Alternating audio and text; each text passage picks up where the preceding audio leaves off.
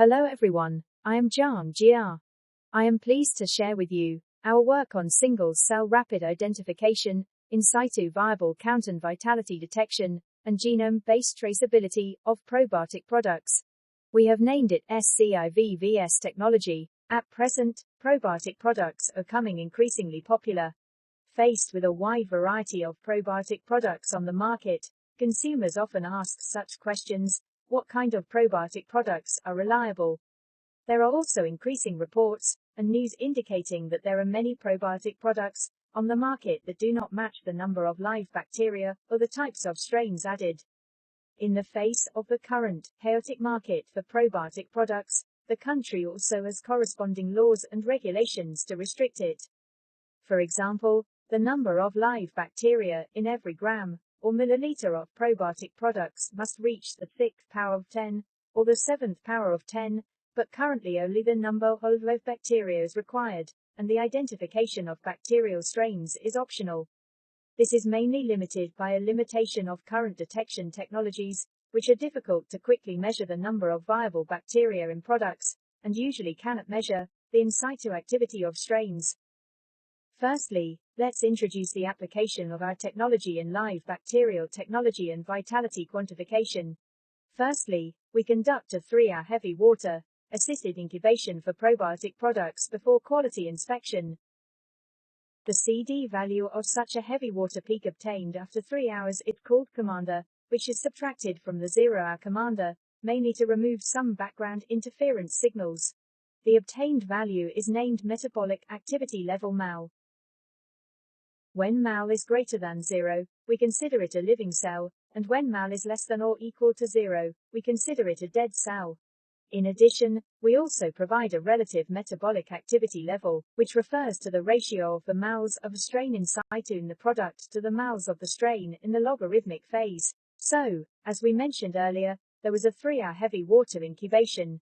Why is it a 3-hour heavy water incubation? Because we conducted a series of preliminary experiments and incubated with different concentrations of heavy water for different times.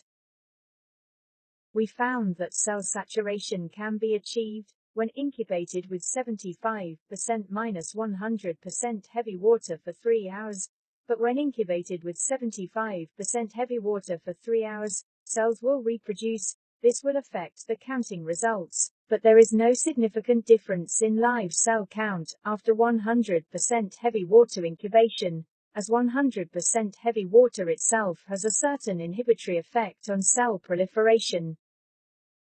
Therefore, the final condition we choose is to incubate 100% heavy water for 3 hours as a condition for sample preparation. Based on such a preliminary experiment, we obtained the definitions of MAL and RAL, and through this definition, we conducted quality inspection on a series of products. Among them, I listed a single probiotic product from Reen, and used our technology to count the total bacterial count, live bacterial count, and live bacterial rate separately.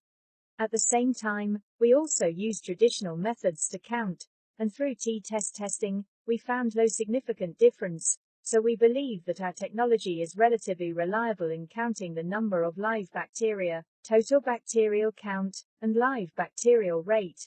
In addition, our technology can also quantify the vitality of a product in situ, and this application can be applied to the evaluation of different processing techniques for probiotic products.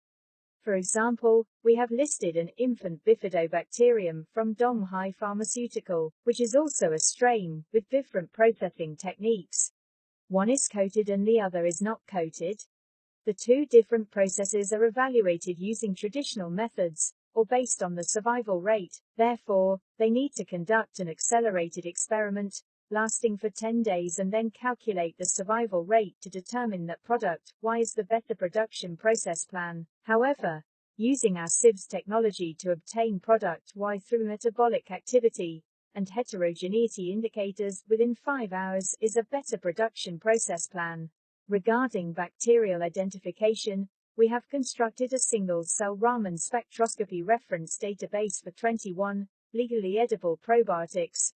In order to test the identification accuracy of this CNN model, we constructed a simulated flora, in which Lactobacillus plantarum 299V was mixed with 20 other standard legal probiotic strains in different proportions. In each simulated microbiota, L plantarum 299V ratio can be accurately predicted. Therefore, this model can accurately distinguish L plantarum 299V from other probiotics. In addition, we used a CNN model to identify MPPA probiotic products, and the results showed that the proportion of L. plantarum 299V was 93%. Therefore, the CNN model can accurately identify the strains of probiotic products used for traceability of single cells in probiotic products. We have designed a simulated flora, in which the proportion of Lactobacillus rhamnos, Lactobacillus plantarum and Lactobacillus paracasei is 1:1:1. All the strains from CPPA, a compound probiotic product. Then, single cells were isolated and classified in droplets, lysed, amplified DNA, and sequence ether integrity of the single cell genome is 99.40 plus or minus 0.05%. The coverage of single cell sequencing of all pure strains is more than 95%, and the quality is comparable to that of bulk. The average integrity is 81.79%, and there is no significant difference compared to the SAG gel platform. Therefore, sieves can directly track the source of strains from probiotic products at one cell resolution. As for the composite probiotic product CPPA, the sieves workflow was used for quality inspection. There are 5 strains in CPPA, including Lactobacillus rhamnos, Lactobacillus plantarum, Lactobacillus paracasei, Bacillus coagulans, and Bifidobacterium animalis. We have constructed a single-cell Raman spectroscopy reference database for the above 5 probiotics.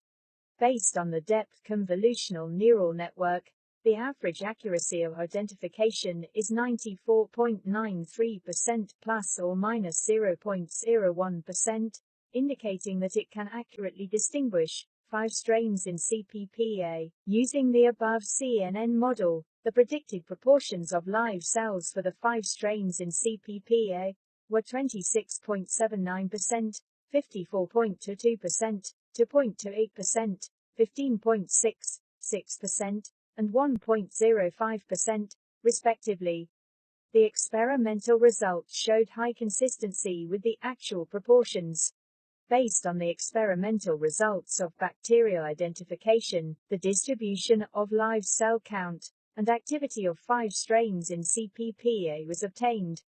Therefore, sieves can complete the comprehensive quality inspection process of multiple indicators such as bacterial identification, live cell count, vitality, and cell heterogeneity for composite probiotic products.